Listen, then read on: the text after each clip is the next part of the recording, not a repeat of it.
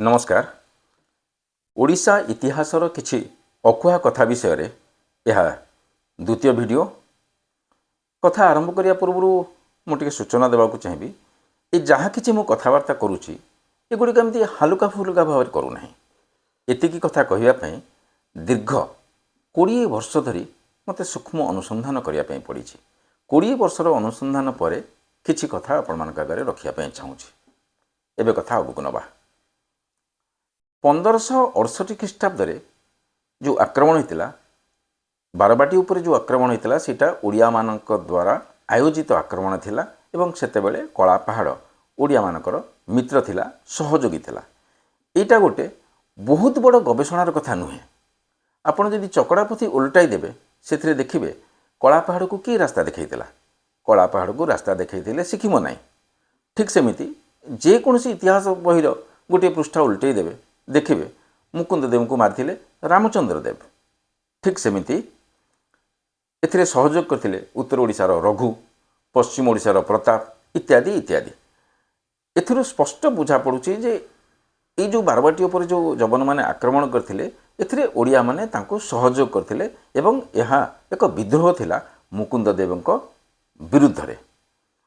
एतिकी कथा विश्वास को नेबा परे मनरे गोटे प्रश्न आसुथबो, जदि एटा ओडिया मानकर विद्रोह थिला एवं सफलतार सहकारे मुकुंद देव को गादीच्युत कर दिया गला ताहेले ओडिशार स्वाधीनता लोप पाइला काहेकि?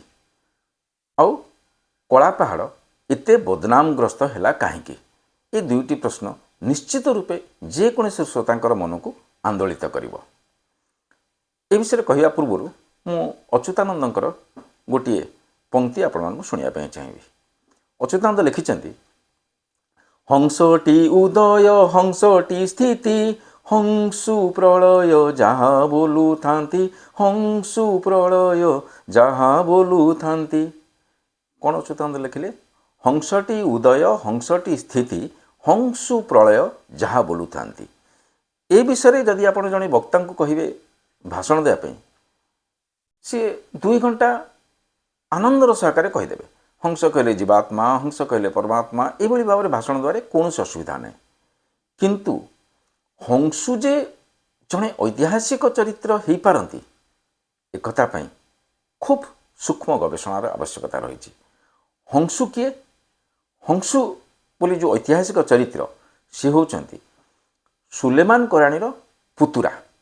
अच्युतानंद लिखुचंती हंसु प्रलय जहाँ बोलू थांती, अर्थात जो प्रलय घटिला जहाँ कि ओडिशा रे घटिगला सेथिपई कला पहाड़ दायी नथिला, सेथिपई दायी थिला हंसु। हंसु किभली दायी हैला? समस्त तो जानती, साधारण लोक माने जानती जे सबकिछि क्षति कला कला पहाड़।